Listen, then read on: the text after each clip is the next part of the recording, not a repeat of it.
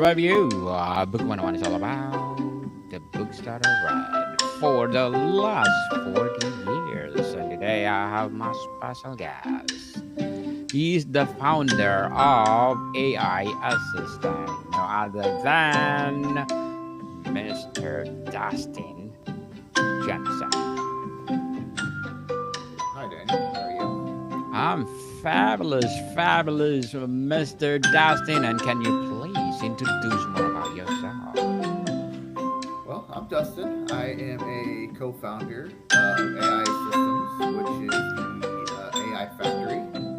I'm sure everyone's curious why is it called the AI factory? Well, we're a business made up of two main pieces.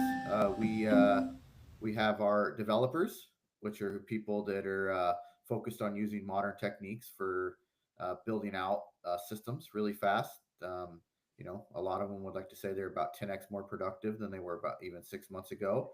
And we're also made up of another part, which are AI growth strategists, which the best way we describe them is they're individuals that have backgrounds, subject matter expertise. They could be attorneys, they could be accountants. Um,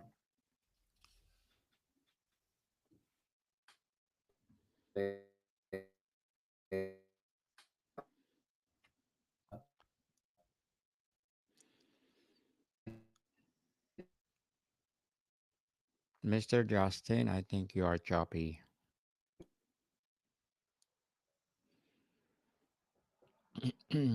People, I think Mr.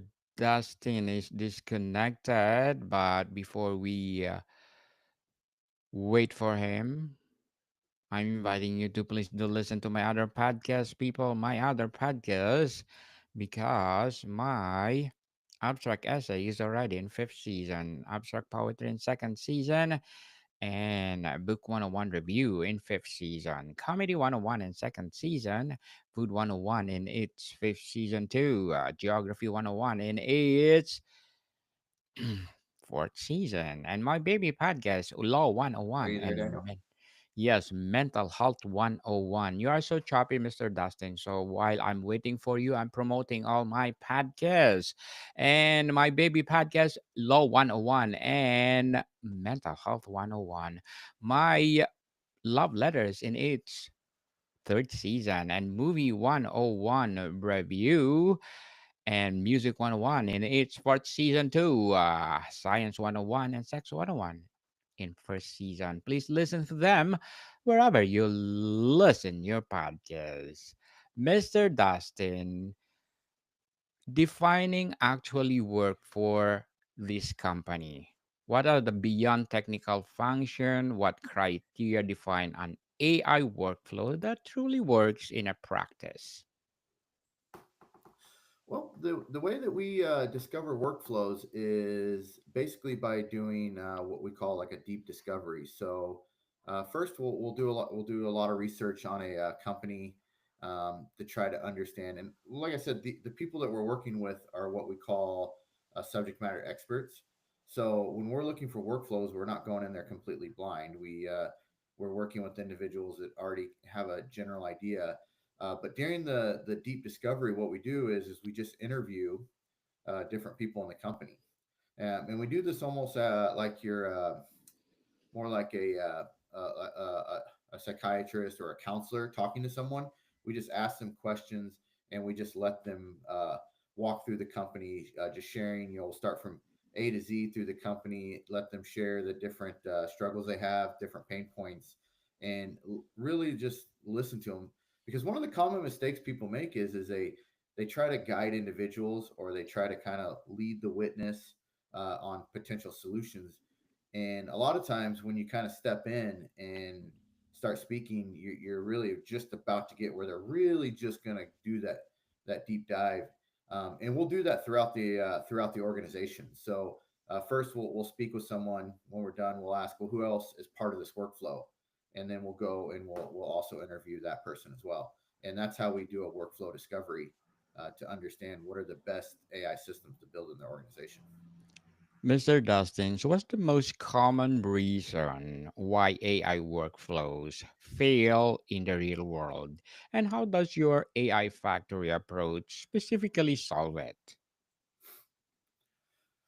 Well, um, some of the main reasons why an AI system fails is a lot of times it's because someone is creates a solution looking for a problem, and that's something that we're solving in the discovery.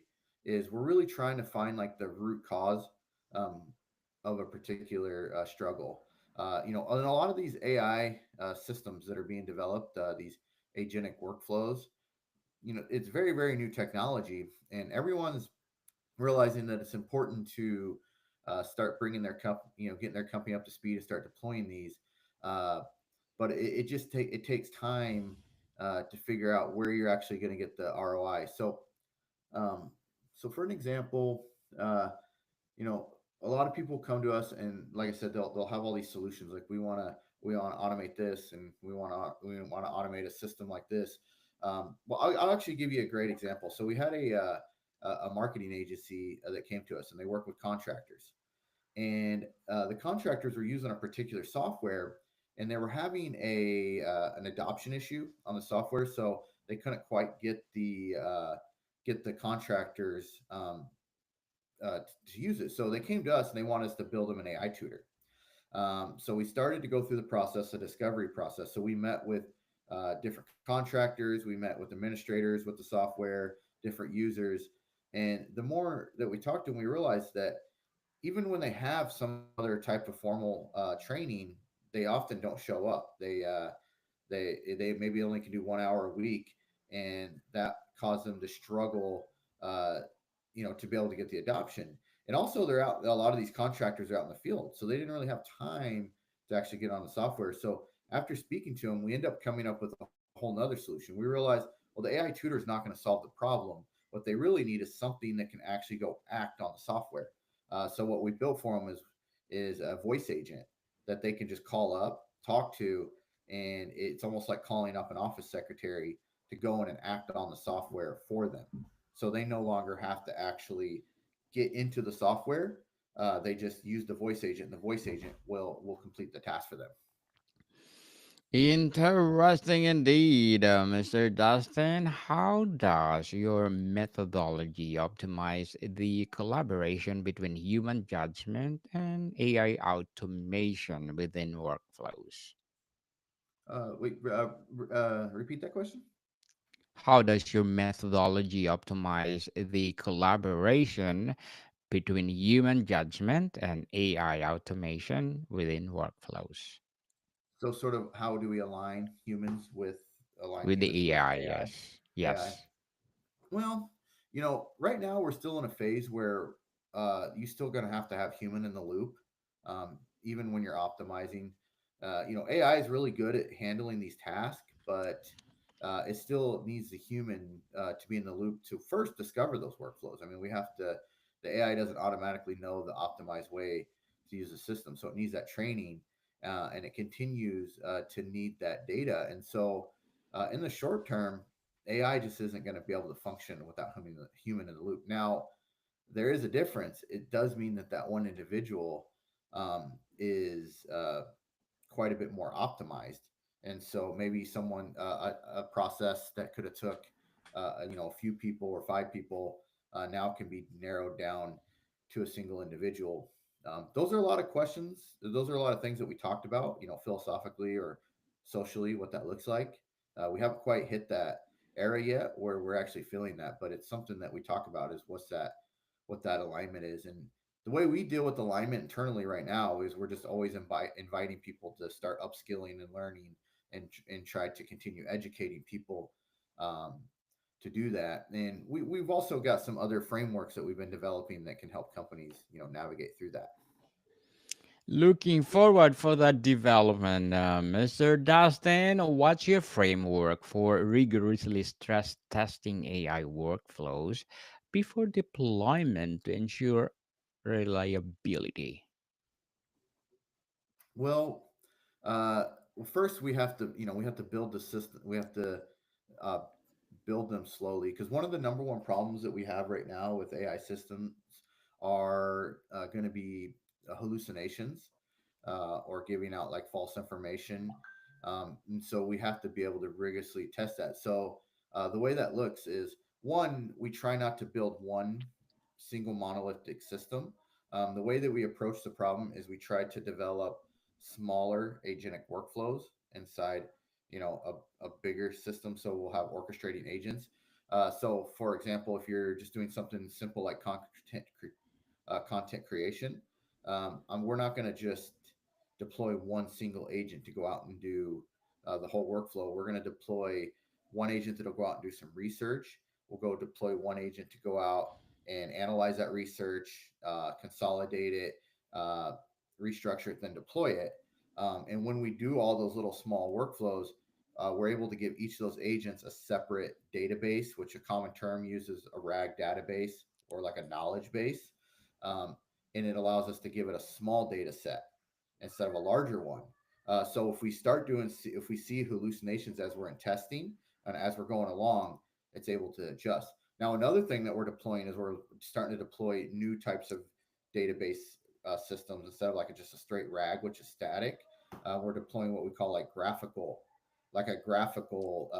database that allows it to train and adapt over time. So, for example, if you built a sales agent and it goes out and it's doing sales, uh, it's listening to other salespeople or other sales agents do it.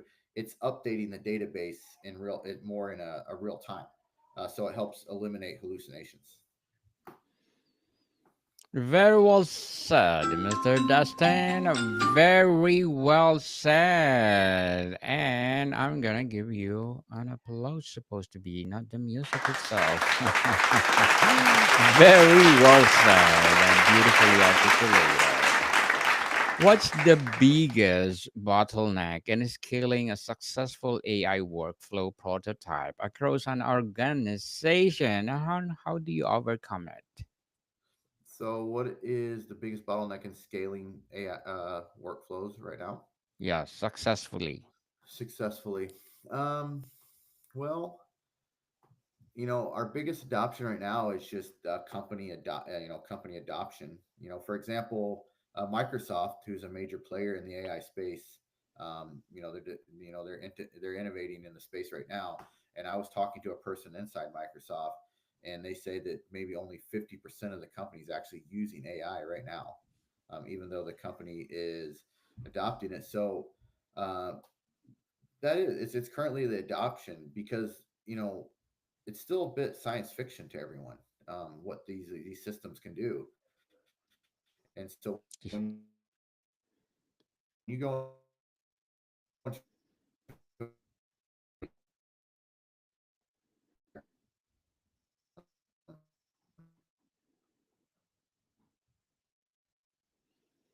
deploy these systems. It's just, but that's actually someone has to learn AI. Is it really AI? So we need to get to a point where these systems just can be deployed, and it doesn't have a large learning curve. Because the reason I think there is an adoption issue is just they don't quite understand it. These are all new workflows, and it's hard for people to understand. So we have to start building systems where people can just plug it in and it works. Mr. Dustin, as a founder of AIA System, what are your short-term and long-term goals? Well, right now our short-term goals is, as a company, is just a lot of workflow discovery. Like I was saying, as a factory, we just want to get more and more people out there interviewing companies, talking to them, and understanding what type of systems are actually going to start driving ROI and start generating actual new revenue, or new opportunities for companies. That's in the short term, because we're still in a phase of transition, and start trying to start scaling systems. But in the long term, um, our goal is to really start to figure out sort of the alignment issue. You kind of asked a question on that, because right now, uh, it's not completely replacing departments and jobs and things like that. There will be a point in time where AI is replacing tasks. There was there was a figure that came out that we could see up to a 25% unemployment rate at some point due to AI disruption. I'm sure it wouldn't be that high, but that would be a startling number. Um, so, what we want to try to do is as we continue to build these systems, what we want to be able to have is where AI isn't simply just replacing people. We want to figure out how we start to integrate with it more. The common thing is if you're really thinking forward, like long, uh, forward in the future, we talk about how AI is just completely replacing humanity. So we have to figure out our alignment. Well, the best answer to that alignment is if we can make AI not separate from ourselves, then there would always be an alignment issue. Right now, we're trying to treat it as two different entities. How do we do that? Well, I actually don't have the exact answer to that. We just have to, as this technology becomes more and more disruptive, we got to keep asking those harder questions. It's easy to ask how AI can replace tasks and drive more revenue and ROI. It's a harder question to ask. How do we align ourselves with it? Good luck to your goals, Mr. Dustin, and looking forward for more success. And what would be your piece of advice for those people out there who want to embrace AI? My number one piece of advice is just roll up your sleeves and start using the tools, and that's it. There's no other. There's no particular shortcut or guidebook. The way I've learned from day one is I just use the tools. When a new tool comes out, I use it. I dive in. I try to use it in my day to day. I don't just use it for maybe 30 minutes or an hour. I'll kind of commit to it. After a while, if I don't find that it's improving what I'm working on, then maybe it wasn't an ideal tool for my situation. But that's just by far the best advice. Just start using the tool. The more you use them, you'll start learning how they kind of work. You'll start learning what how these large language models can work, what a RAG database is. If you go into them and you realize, wow, I can add a document to it, and it takes a generic to a personal. Well, you've just learned how a RAG database works. You get a general idea. Um, so yeah, that's my number one advice. Just jump in and just start using them. Indeed, jump in, people, and experiment. The future of AI. And Mr. Dustin, can you recommend a book that influenced your journey A book for people to a to good book. read? Yes, to inspire them. As a founder of this company, what are the books or book that influence your journey? Well, you know, um, a really good book. It's starting to come to fruition. But a really good book I read a long time ago was The Third Wave, which basically kind of predicted the future that we're in now. Yes. That was a really strong. That was a really powerful book. But now that we're here today, one of the recommended books that I would recommend is called Range, which is it's a lot of studies and ideas about being a generalist. Because I think as we move forward, uh, into this AI world, uh, becoming more and more of a generalist and being more of a person that has critical thinking skills and constantly learning, and not getting too hyper focused. Those are the people that are going to excel because now we have an AI systems that can get hyper focused and they can complete tasks. But what can really help align us with the AI systems are if we learn, how to kind of have that broad thinking.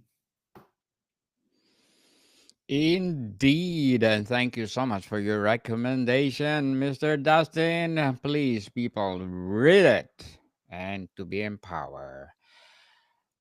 And before we wrap up our discussion for today, Mr. Justin, I'm inviting you to please do grab a copy of one of my audiobooks or one of my, yes, either paperback or hardcover available on Amazon. And of course, my audiobooks, people, audiobooks. Book 101 Review, Volume 1, highly recommended. Book 101 Review, Volume 3, suggestions. And Book 101 Review, Volume 2, selected. And my self help book, Thread of Existence, Weaving the Tapestry of Life. Life is too short, a journey of discovery, fulfillment, and joy. And stand tall, stand together, breaking the chains of bullying. And my climate change book, Earth Fever, Unraveling Climate and Our Race to Restore Balance. Available on Audible and one of the bestsellers. So please do listen to them. And Mr. Dustin, as to wrap up our discussion for today, if readers could implement or people could implement one principle of AI, what would it be? If there is one principle that they could implement with AI, what would that be?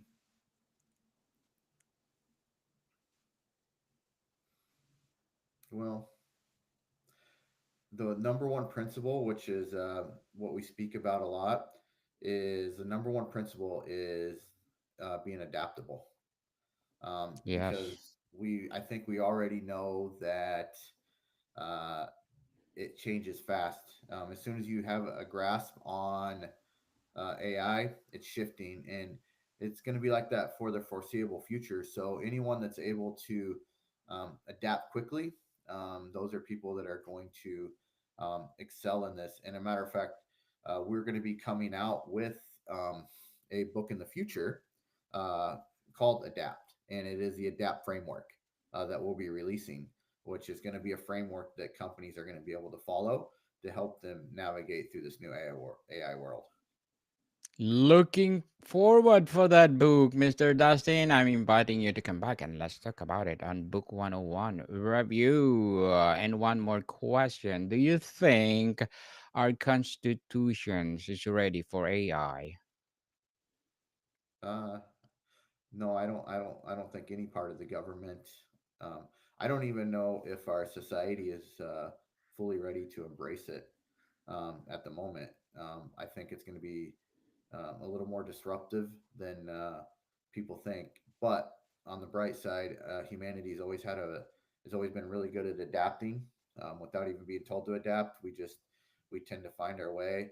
But I think for the next maybe for the next 5 to 10 years, it's going to be a little bit tough. But I think we'll definitely come a lot better out, come out better on the other side, and we definitely don't want to count on the government or or the Constitution or the legal system to be able to help us do this.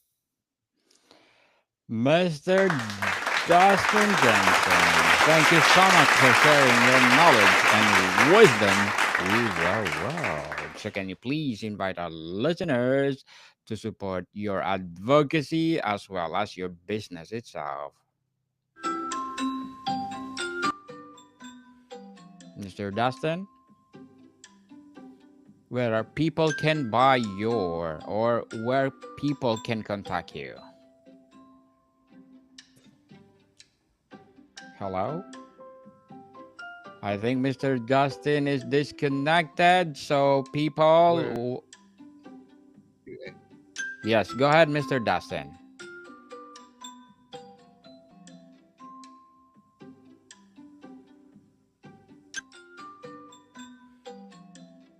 Hello. Why I'm waiting for Mr. Dustin? I just want to shout out my ranking tops for the last 30 days, people, for the last 30 days, because in Mali, I got number 9 on the Apple chart. United Arab Emirates, El Salvador, Uruguay, Canada, Slovenia, Macedonia, Africa, and many more. So, thank you so much for supporting this podcast. To all my 154 countries listening to this podcast, thank you so much for supporting me. More to come, people. See you soon.